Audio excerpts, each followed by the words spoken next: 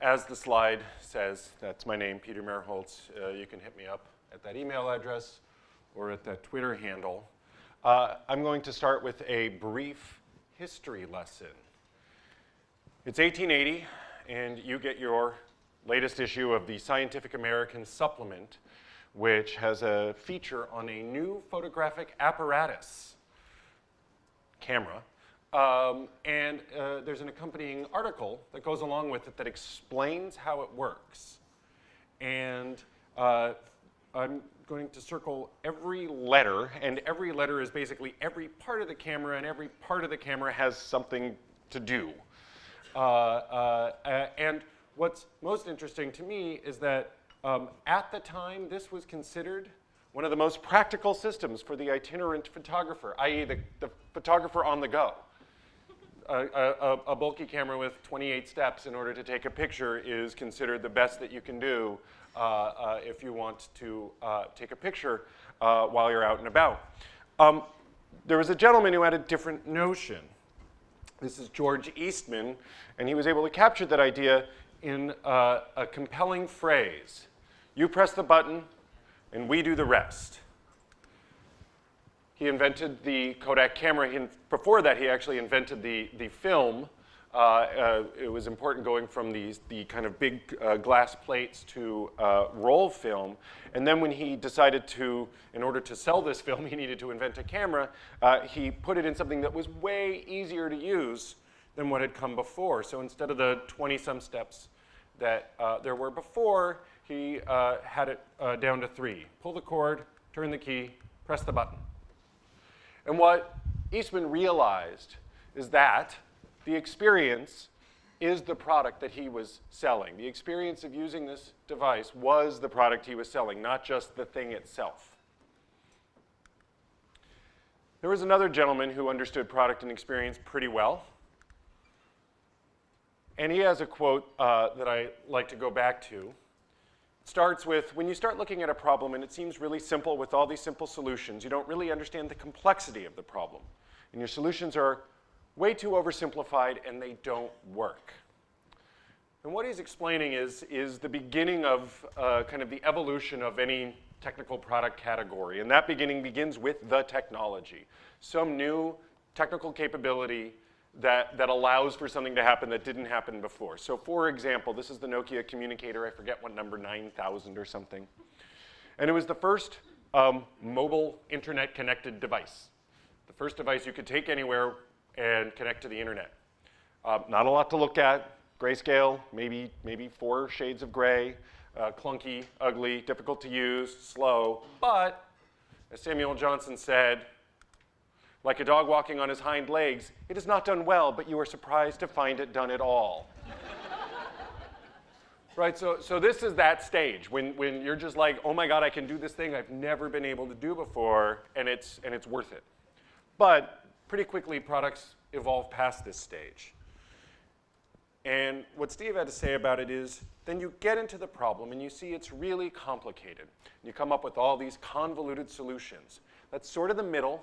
And that's where most people stop, and the solutions tend to work for a while. And this is the shift where you go from technology to features. Michael Goff actually referred to this earlier today when he talked about the kind of the bullet points on the box. This is that stage of development. And so, you know, in the land of internet-connected devices, you did have an explosion of devices all trying to cram more features, do more things, into them, but not necessarily well-designed, easy to use. It was just a lot of stuff being crammed into this package. Another example that at least people over a certain age will be familiar with would be the VCR, which there was a period in the VCR's history where this would be a not atypical feature list, which was so complicated that people basically never set it up because they couldn't, it had too many features. They couldn't figure out how to use it. And so they just, you know, would go to Blockbuster, rent a video, and hit play. And all those other things it did would be lost. right? And this is a problem for a lot of product categories. They get to this point in their evolution where they become almost overwhelming, and people don't like using them even if they feel they have to. You might have remembered what it was like having a cell phone in 2005 or 6. And so then the last part of the quote, but the really great person will keep on going and find the key underlying principle of the problem and come up with a beautiful, elegant solution that works. You all know what's coming next. And this is the stage in a product category's evolution where the experience matters. And again, this is actually something Michael mentioned earlier today, right? People no longer are willing to buy something simply because it checks off all the features. They recognize that there's something else they need to get from that product, that service, that experience, and they're willing to pay more for that. This was a $600 device when it came out. It had fewer features. It was slower. It used Edge. It wasn't on 3G yet. The camera wasn't as good as the cameras you could get in the other phones. It didn't have a keyboard. How can you not have a keyboard, right? But as a package, as a gestalt, it hung together way better than anything else and obviously set the world on fire. We're seeing this example play out in a more recent area. IRC, anybody? One person's like, yep, I was that nerd. Okay, there's a few of those nerds. Amber mentioned it yesterday as well in our session, right? IRC, the ability on the internet, I can chat with people. Oh my God, that's amazing. Companies then take it, and this was a product that IBM made, which was essentially chat for your business, but overloaded, clunky, difficult to use. And then you probably know what's coming next. This is a product category that never really took off until Slack, until people and folks realized oh, this could actually help me with my work. I mean, there were plenty of chat tools, but not really great ones for teams working together. Slack, though, again, Slack had fewer features, didn't have enterprise capabilities. You could only have so many people on it, but they paid attention to the qualities of experience. Tools like elements like Slackbot, just how it got you in, kind of onboarded into the tool. The easy integration of silly things like GIFs and emoji. People loved that and brought it into the companies they were working for, whether or not the company had allowed it. Right? It kind of came in through the users, the people at their desks, not from IT. Right? So this is a paradigm that plays out. And something that I think is interesting about this paradigm of user, experience, technology, and features is that it maps to a common model for product management of UX, technology, and business, with this idea that product management lives in the middle, right? And as I say here, product management in theory lives in the middle. Because in my experience, product management in reality, lots of tech. Those folks definitely appreciate technology.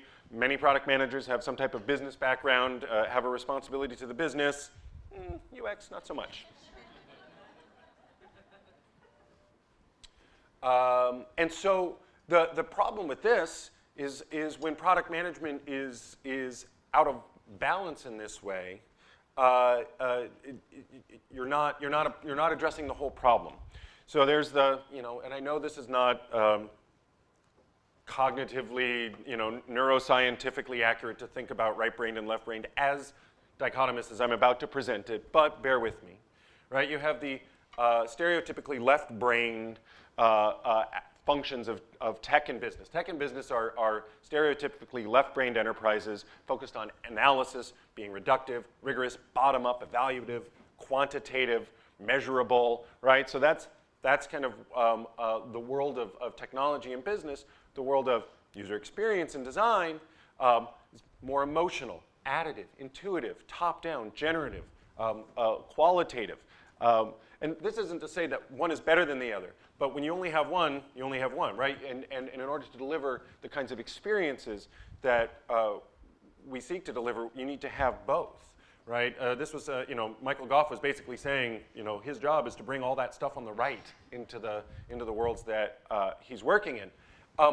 Going back to Steve Jobs, one of his final presentations, he talked about how at Apple they saw themselves at that intersection of technology and liberal arts, which I think mirrors what I was referring to earlier in terms of making sure that you're not just one or the other, but recognize the intersection there. And that's been true from the original Macintosh that had designers like Susan Kare, a fine artist, working on it. Obviously through to iPhone, Johnny Ive, an industrial designer, was key to its development. And so thinking back to product management, what I would argue is that user experience as a field exists because of insufficient product management. Because the role of product management wasn't delivering on what it ought to have, because it was giving people, the user's experience, short shrift, we had to create a whole field in order to compensate for that.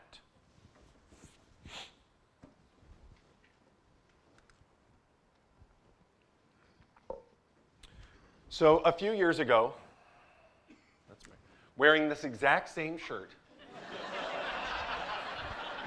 I realized this morning as I was going through my slides, you got to have a brand. I tried to define the profession of UX designer. This was actually 5 years ago now. This was at UX Week in 2012. And there was conversation on Twitter that had moved to blogs or whatever about what is UX design as a profession. And so I tried to define it. And I'm going to walk you through some of what I discussed at that time.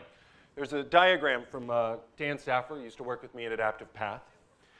This comes from his book, Designing for Interaction, where he defines kind of the space of design, including user experience design.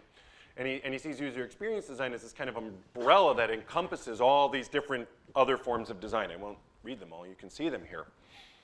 And what I feel is that UX design is not all of those things. All of those things are those things. They get to be themselves. They don't need to be enveloped by something else like that. For user experience design to be important, user experience design is what's left. Right? It's how do you coordinate all that? It's how do you fill in the gaps and make something whole from all of those things? Another way of thinking about this.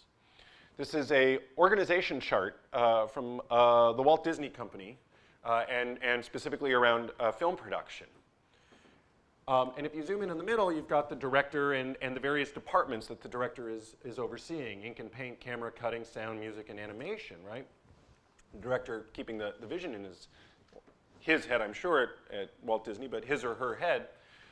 And what I proposed is that UX design functions in a similar role, right? UX design is that director coordinating interaction design, information architecture, industrial design, visual design, even sound design and architecture if there are, if it's not just purely a kind of screen-based experience. And then thinking about that, like, what does this person do? Because as designers, we got to have stuff we do. got to do things. And one of the things we do, we'll do user research, lead user research, and generate insights, right? And build journey maps that show how people engage in some type of process or activity, and draw inferences from that. And we will make a business case for design. This draws from work I did at Adaptive Path over a decade ago, where when working with the financial services client, we helped them make a case for design. This helped us figure out where to focus our energies. What were the behaviors that if we could affect would have greater return for the business? And that way we could focus our design energies on those things that mattered and not on stuff that just seemed kind of cool or was somebody's pet idea. We were able to be a little more rigorous and make sure that we were focusing on that which mattered.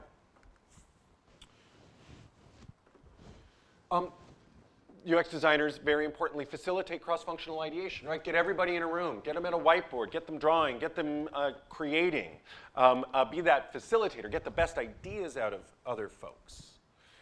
This is a photo of Kate Rudder, who some of you might be familiar with. She does a UX podcast with Laura Klein, leading a project for CitySearch, and next to her is the CEO at the time of CitySearch.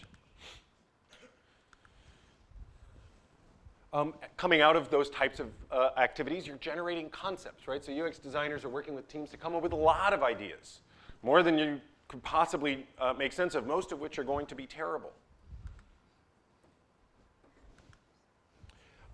Then figuring out, based on kind of what the plan is like, how are we going to roll out this experience? This is a model that a colleague at Adaptive Path, Brandon Schauer, came up with called the cake model of product strategy, where at the top is kind of the wrong way to do it, the historical way of delivering product, if you thought of it as cake, where you make a plain cake, then you create the filling, create the icing, and the problem is no one wants plain cake.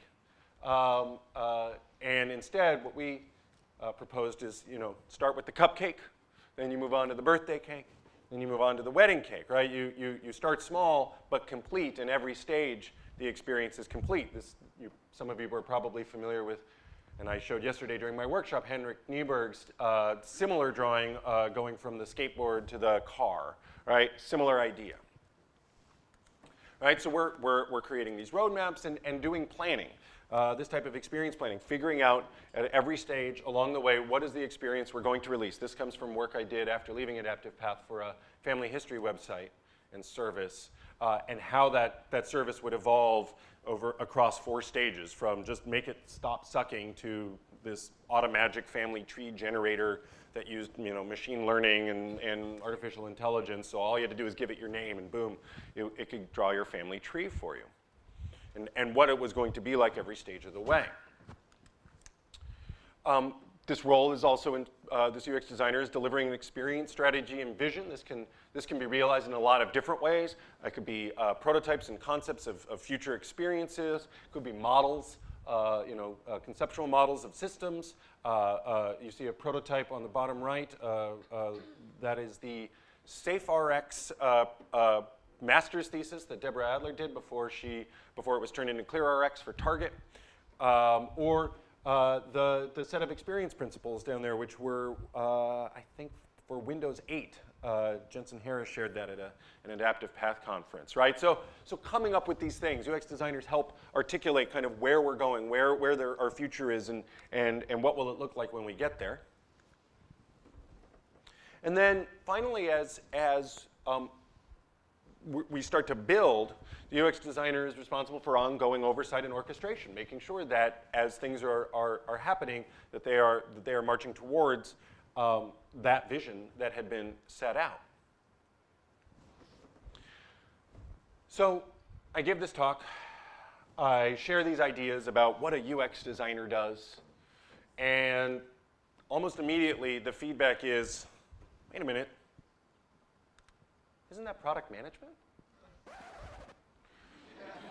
I don't know if you all heard the record scratch there. It's like, wait, oh, okay. It's one of those like moments where you're like, oh, how do I think about this? There's something going on. I need to better understand it. Now, when I gave that talk originally, I had only recently left Adaptive Path to go in-house. And when I went in-house, what I saw were product development teams operating in a way, some way like this. Someone has an initial insight. I have an idea. Then they build a plan. Usually that plan is a set of requirements and backlog. Great. Here's what we need to do. Flesh out the solution. Maybe user test it. Show some stuff to people before you put it out there. Refine it. Build it. Ship it. And then you analyze it. And then you ask yourself, wait a moment. How do we know when we're successful? We were in such a rush to get this thing out the door. We didn't understand why we were doing it actually. Just that somebody had an idea. Some savvier folks might do a little more. After they have a plan, let's try some stuff first, sketch out some options, prototype solutions, test those prototypes. But what I saw was like there was not a lot of thinking. There was not a lot of honest and authentic user understanding. There wasn't really strategic alignment with whatever was going on here and the rest of the organization. It was just like, get stuff done and out. And that bugged me. And so I had an office, and on the office I drew on a whiteboard behind me this double diamond diagram. And the double diamond I'll show a little bit more in a moment, but it basically shows kind of it's a way of talking about product development and specifically design processes. Originally, the British Design Council articulated this as part of their research, and I borrowed it and modified it for my own needs. And I used this in order to communicate to the people I was working with how I saw design happen and how design worked. At Adaptive Path, I never needed to do this because we all had a shared understanding. But once I left a company that was dedicated to design and went in-house, where design is only one of many departments, I realized I needed to figure out ways to communicate what we were doing and make it clear that it's not just making it pretty, that there's a lot of other work that happens up front, that's that left diamond, work that happens up front to figure out what you're doing before you execute on it. And so the way that the double diamond works, you've got definition on the left to create the strategy and plan, aka build the right thing, and then execution on the right, working through trade-offs to deliver an optimal solution, also known as building the thing right. And what's important is that diamond shape where you diverge. In the first diamond, it's about ideation and concept generation, and then converge on a set of requirements and a definition that leads to a plan. And then as you execute, you diverge again, iterative design, explore different ways of solving a problem, and then converge to the solution that you think is best as you implement. And the role of design, on the left, design is making the strategy concrete, and on the right, design is supporting delightful, engaging experiences. And so this is how I've thought about design now for over 10 years, maybe almost 15 years. But as I was thinking about this, the record scratch moment of when I was talking about what I saw as a UX designer and people were telling me you're talking about product management, I thought to this photo. And you can see I've color-coded stickies because I am a UX designer. Yellow is UX, kind of what the design team is solely responsible for. Orange is product, what product management was meant to deliver. And pink was in some attempt to try to have a color that's between the two, and you only can do so much with stickies. Pink is UX and product working together. And I look back at this and I'm like, there's a lot that's pink and actually a bunch that's orange, and there's a lot of expectation for product up here. And then I thought back to this and I'm like, wait a moment, this isn't a diagram of design practice, this is a diagram of product management practice. This is how product managers should be leading us through the work we're doing. It's not sufficient to think about it only as a double diamond model for design. And again, kind of thinking back on that shortcoming that was in evidence where product managers weren't appreciative, aware of that UX portion of their work. And so we as an industry, as a UX industry, I'm going to actually back that up a little bit, right? We as a UX industry, we at Adaptive Path, all of those things that I showed being what a UX designer does was things we did at Adaptive Path working for clients. Many of those we called design strategy because we didn't have a better word for it. Since then, I've realized, well, that's probably product management, but no one came to us for that, so we couldn't sell product management. No one tries to outsource product management, or at least at the time they didn't. But we had to come up with all of those things. Let me actually go back to that list. You're going to get the record scratch again. We came up with all of those things as a way to overcome what was missing when engaging with marketing or product managers. Right? They weren't doing this work. They weren't figuring this out. They were coming up with an idea. They might do some business case, some business analysis, have some rough sense of their customer, and then it was just build stuff. Build this thing. No, you don't need to think. And we're like, no, we need to think before we start executing. And all of this kind of effort is what I was referring to when talking about product management being insufficient and UX having to emerge to kind of address it. This is what I mean. This is what has to emerge in order to fill in that gap. I'm going to skip ahead here. It's going to take too long with all the builds. Okay. So, this isn't a diagram of good design practice. This is a diagram of good product management practice. Now, thinking back, to George Eastman and the Kodak camera. Before, I only showed the camera. But that phrase has two parts, and it's important to distinguish them. First part is you press the button. Second part is we do the rest. And we do the rest is a factory or a development plant in Rochester, New York, where Kodak was headquartered, where you would ship your camera. And they would develop and print the pictures and then ship it back with a new roll of film and your pictures. It's not a product anymore. That's a service. You now have a service relationship. Kodak figured out that it was a service 130 years ago, and it took a lot of other companies until like 5 years ago to figure out that they were all services. I'll talk a little bit more about that in a moment. But that was this insight, right? If you're focused on delivering a great experience, you realize it's not just about the product, but about all this other stuff around it.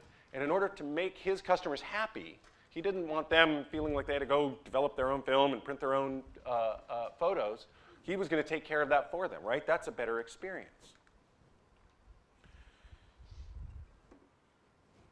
This is if you do a search for customer journey, you get the Adaptive Path Rail Europe map.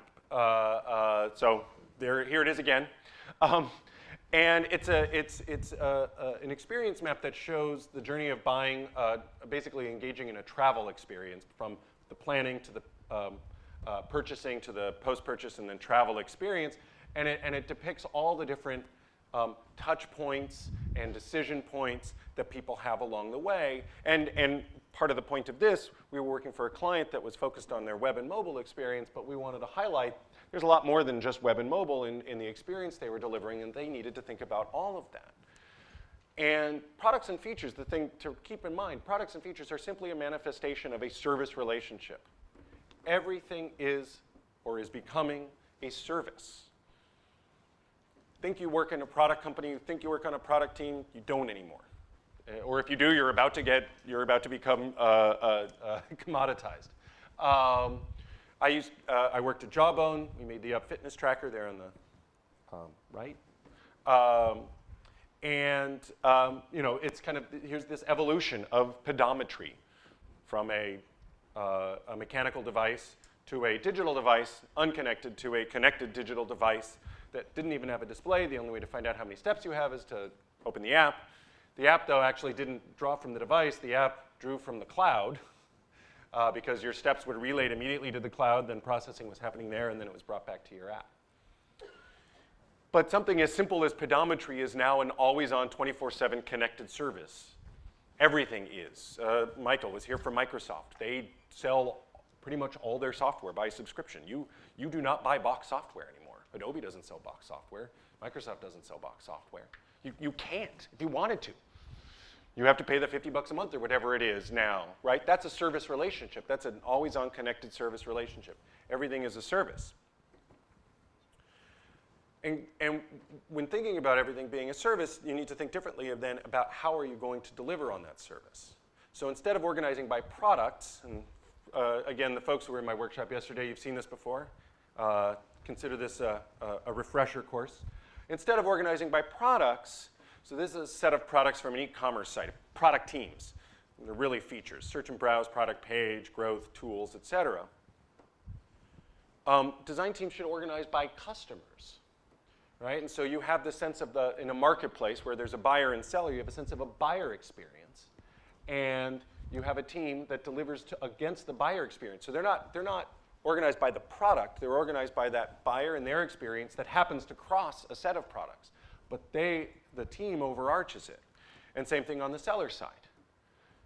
You figure out what that seller experience is, how it crosses a set of products, and the team delivers against that experience, not wedded specifically to the products, but trying to make something that overarches. And then as you add new products or features, you find where it fits in the journey. And instead of having a new design team specific to that, you just kind of hook up your existing buyer and seller design team into that product. Now, I've been talking about design teams organizing by customers and their journeys for two and a half years now, for a while. This is how I attempted to organize my team when I was running design at Groupon. Excuse me. And earlier last year, Ken Norton, who is a product management thought leader with Google Ventures, he writes a newsletter, and he wrote a newsletter called Don't Ship the Org Chart. And in it, he stated, organize your product managers around customers, not code repositories. Connect PM areas of ownership to users and their product experiences. Maybe you have a buyer PM and a seller PM. So he's recognizing what I had realized for design. He's talking about it for product managers. And then he had a response from Noah Weiss, who was head of product and engineering at Foursquare and is now senior at Slack, who made the case that you should do the same with engineering. Otherwise, you risk having a PM responsible for a use case having to work across a half dozen engineering teams. And what they're hitting on here goes back to that realization of everything being a service. Because at the heart of a service is that relationship between the company and the customer. And companies and people who are thinking about this are realizing if that's true, then you need to organize around that customer. That is what matters. That is what you're optimizing for. In the past, we optimized for different things. We might have optimized for speed. We might have optimized for uptime, for engineering stability. There's any number of things you can optimize for, and they all matter. But there are trade-offs to make. And in a world of services, where customer centricity is crucial in order to not just survive but thrive, this idea of organizing your teams around customers and their experiences, users and their product experiences, it's not just something that makes sense for design. It's increasingly making sense for the entire organization.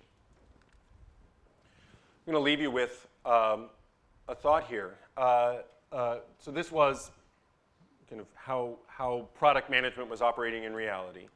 Obviously, one hopes, and we're starting to see product management become more responsive to the needs of UX. You're starting to see more UX designers and senior UX people become product managers, fleshing out this understanding. What I would argue is that part of the problem are those letters UX. UX is not an activity. UX is an outcome. UX is the thing you try to deliver. Design is an activity. So first thing I would do is call that design and say, design, tech, business, people, these are the people doing things, making stuff, go. And at that intersection, the reality is that UX lives there with product, is product, because the experience is the product that we are delivering. That's all that our users care about. And with that, I thank you.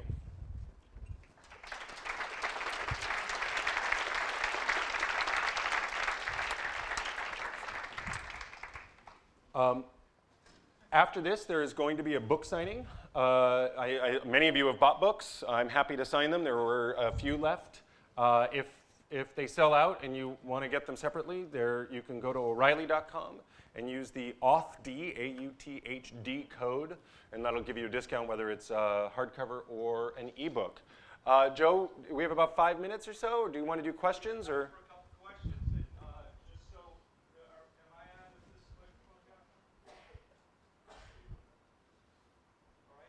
Yeah, we take. Oh. Now you're on. Just to make sure we get it added into the video. So who has a question? I'll bring the microphone over. Do raise your hand, and I'll. Feel free to call bullshit. Anybody? Wow, you covered everything apparently, Peter. No. There's 2 hands over here. All right, on my way. All right. And why don't you just quickly say your name and where you're visiting from? So I'm Pranav. I'm visiting from an e-commerce company in India, Flipkart. So what I've seen a lot of times with my design teams, so I'm a product manager, and what I've seen a lot of times with my design team is that they feel that products should not overstep certain bounds and get into user experience as much. So which is kind of contrary to what I just heard, which says that UX and product should kind of work together as much as possible. So how do you strike the fine balance between product actually taking on the UX role and product isolating the UX role?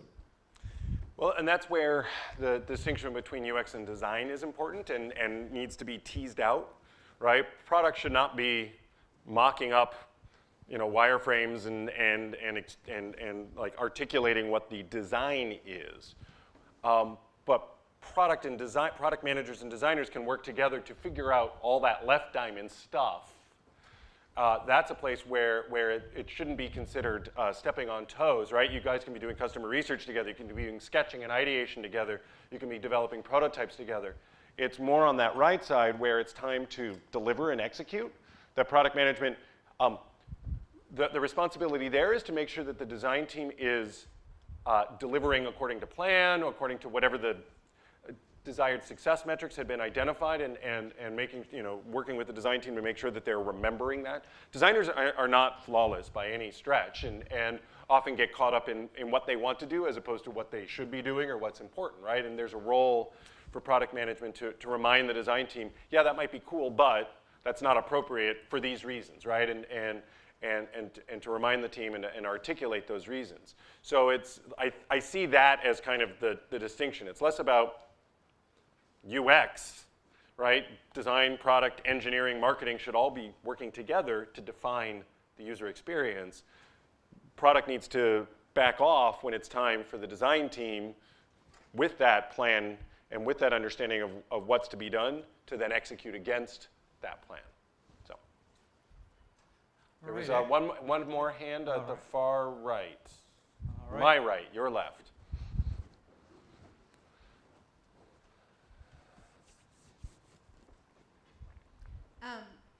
One of the things that I hear frequently and that I've observed in expanding UX and UX design is a terminology issue. And no. I know. Really? Well, have you seen all the job titles of people who've come to the event? Like, I mean, it's for real. Okay, sorry. That's all right. But in particular, UX designer, and as opposed to if I built a washing machine, nobody would say, I designed that washing machine. And there's such an association with visual design, graphic designers, all fantastic. But how do we start to tease out that difference between product design, visual design, UX design, or UX strategy? What suggestions do you have as far as terminology and spreading that? So I don't use the phrase UX designer. I just abolished that 5-6 years ago, around the time I gave that talk originally, because it only feeds in. It doesn't solve the problem. If you are called, there's like, I don't know, 23 people here called a UX designer. And you probably do some things that are the same and some things that are different. And I don't know what you do. And it's a title that's too variable for me and my tastes. I don't know what to expect anymore. Are you going to do user research, or are you going to do visual design, or some combination of it? In the book, we developed a taxonomy of roles trying to address this. It's not perfect. It never will be. So I use product designer for the, that hybrid UX UI role, historically hybrid UX UI role, or interaction and visual design role. Product designer, recognizing that most product designers are probably emphasizing one or the other, and that's okay too, but there's an expectation of a base competence, at least across both. Product designer, communication designer for those who are dedicated to graphic design, often in more of a marketing or communication function. Content strategy, user research. I encourage the development of the service designer role and title, which you actually almost never see. But I think as we are working on things that are getting hairier and more complex, that is a role we ought to be bringing into our teams. A role that's specific to looking across, so I showed those product teams, right? And as that scales, right, where it's beyond the ability of one team, but I currently have a team of 20 people, right? It's getting to the point where I could have a service designer who's overlooking a broad customer experience because it's now too big for any one team to tackle all of. And so, I hear you. I don't know if I'm making things better or worse with my taxonomy. But I think we as a community and industry have to think hard about what we mean when we say UX designer, because I did a project at the end of last year for Capital One, and they had 7 different titles for UX designer. There was user experience designer, UX designer, experience designer. Like and that was in one company. Like they had this confusion, right? And so like we're not doing ourselves a lot of favors by being, I don't know, careless about it. You want to do a follow-up, I can tell. You're just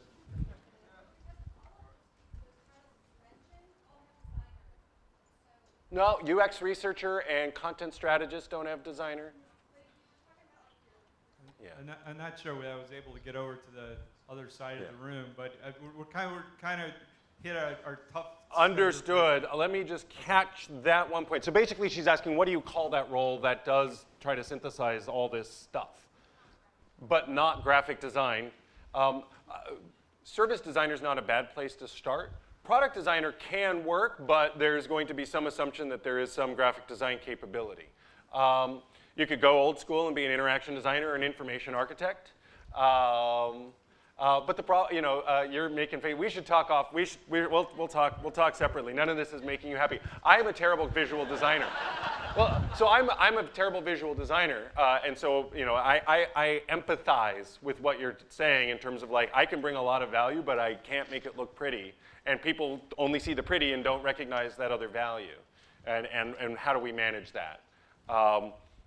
I think it's either things like, honestly, product designer, but you need a boss who understands you, service designer, or as you start moving up and becoming more senior, and you're leading teams, then your ability to engage in the specific craft is less important. So try very quickly to become a design director, and then you can do what you want. All right, well, let's Thank thank you. Peter for this presentation. Thank you very much.